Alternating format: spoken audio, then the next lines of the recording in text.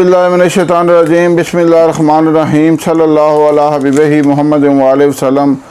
अस्सलामु अलैकुम व रहमतुल्लाहि व बरकातुहू। उम्मीद है कि आप हज़रात खैरियत से होंगे। मैं हकीम सफदर तबस्सुम हुसैन सफदर हर्बल क्लिनिक की जानब से आपसे मुखातब हूँ और आप देख रहे हैं हमारा यूट्यूब चैनल।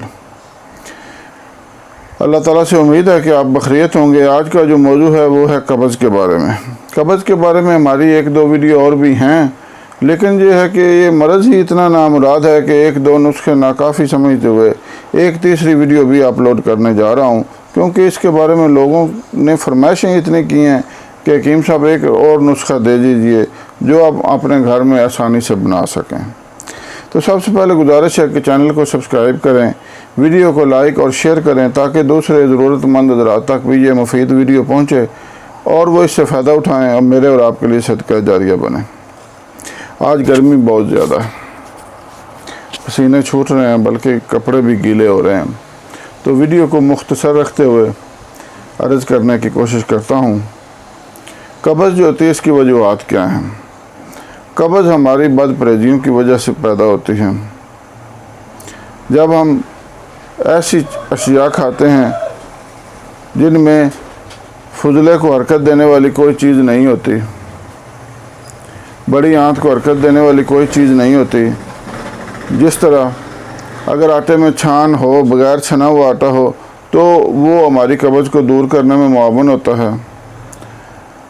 लोग अब मैदे से बनी हुई चीज़ें खाते हैं, वो भी कब्ज़ करने में बहुत ज़्यादा उनका भी हिस्सा है। और फिर हम बाज़ारी चीज़ें खाने के आदी हो गए हैं। अब घर में सालन पकने का, रोटी पकने का रवाज आहिस्ता आहिस्ता ख़त्म होता जा रहा है, क्योंकि एक फ़ोन कॉल पर बंदा आधे घंटे में चीज़ पहुंचा देता है। तो अब कौन इतनी दर्द सरी ले। बहरहाल आज का जो नुस्खा है, यह जिस किस्म की भी वजह हो, इंशाअल्लाह आपके जो ये मर्ज़ है कब्ज़ का, दायमी कब्ज़ का, तो इंशाअल्लाह उससे आप कमाओ कहू अफाका होगा और इंतहाई आसान है बनाने में। आप घर में आसानी से बना सकते हैं, बेज़रर है, इसका किसी किस्म का कोई नुकसान नहीं है और इससे जलाब नहीं लगते। सिर्फ आपको आसानी से आपकी कब्ज़ दूर होगी। मेरी आपसे यही गुजारिश है कि अपने घर की जो खालस और सेहत बख्श चीज़ें हैं उनको इस्तेमाल करें और रोज़ाना थोड़ी बहुत मिकदार में फल जो है ना वो अपनी ग़िज़ा का हिस्सा बनाएं, क्योंकि ये जो फल हैं मौसमी फल, ये कब्ज़ को दूर करने में इंतहाई मुआवन होते हैं और ये कब्ज़ दूर करने का बग़ैर दवाई के एक इलाज है। सब्ज़ियां खाना अपना मामूल बनाएं, क्योंकि सब्ज़ियां जो होती हैं उनमें भी अल्लाह ताला ने कब्ज़ को दूर करने के जो सारे अवामल रखे हुए हैं। तो नुस्खा समाअत फरमाएं, लिखा हुआ है, मैं आपको सुनाता हूँ।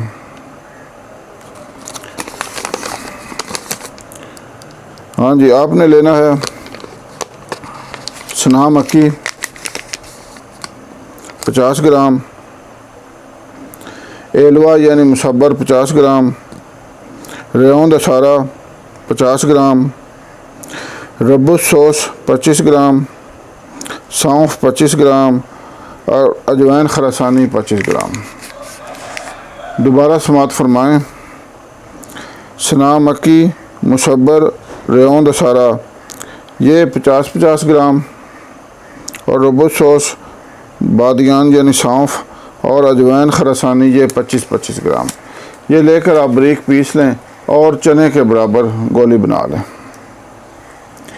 और इसको इस्तेमाल करने का तरीका ये है कि सिर्फ़ एक गोली रात को सोते वक़्त, बाद अज़ ग़िज़ा नहीं बल्कि ग़िज़ा खाने के तकरीबन 3-3.5 घंटे बाद,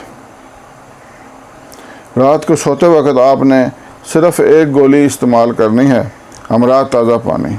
इंशाअल्लाह सुबह आपको खुलकर अजाबत होगी, आंतों का सारा फुजला खारिज हो जाएगा जी, और आप समझेंगे कि आपका जिस्म हल्का फुल्का हो गया है। आपको इससे इंशाअल्लाह मुकम्मल आराम मिलेगा। उम्मीद है कि आप इस नुस्खे से फ़ायदा उठाएंगे। अल्लाह हाफ़िज़।